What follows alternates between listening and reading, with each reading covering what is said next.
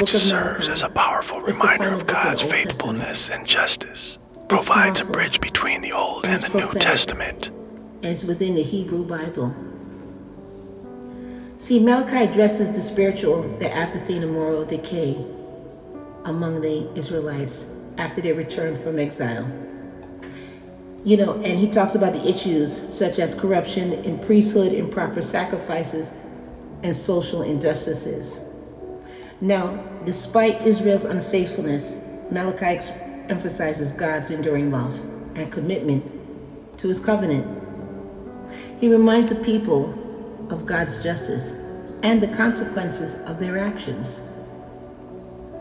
See, Malachi talks about the day of Yahuwah, the Most High, which is a time of judgment and purification, which is what's coming to us.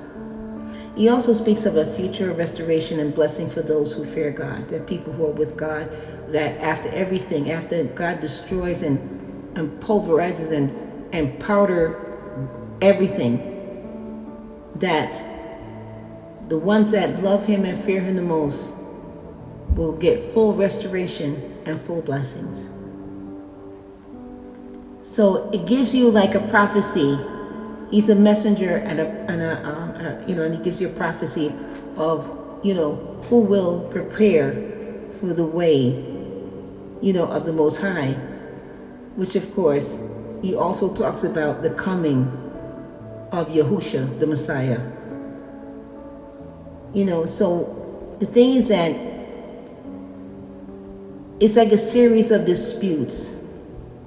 This is what he talks about, like disputes from the people, the Israelites, between God and his people, right? Because, the Israelites think that they're, they don't deserve what they deserve. And they were very selfish, most of them.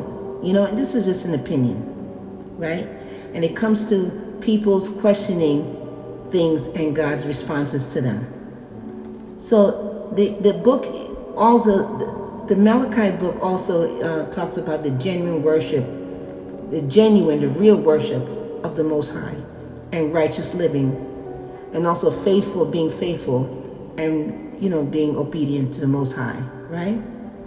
And he calls for repentance too, But as a messenger, he also referenced again of Yahusha, the Messiah, coming and making, and coming and making a staple in this world. And he referenced the New Testament, which is right after his book, right? Because if you look in the Bible, there's Malachi is the last one, and then we move on to the next stage, which is the New Testament, right? So he's talking about also, in a sense, like the post, like a post period after the rebuilding of the Second Temple.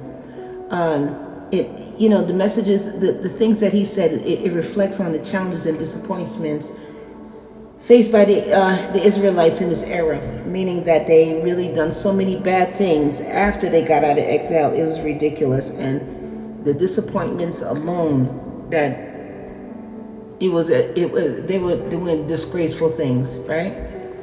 But Malachi, serves as a reminder, and is a very powerful one, of God's faithfulness and justice, and also providing a bridge, meaning between the Old and the New Testament, right?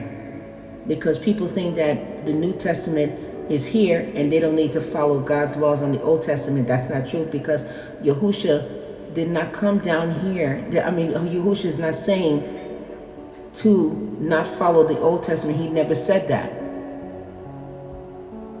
You see, because if you look in the New Testament, it mirrors the Old Testament, but written in a different way, but it's still the same. He never said that this is the new law and we don't have to follow this and all you have to do is do this. No, he didn't say that.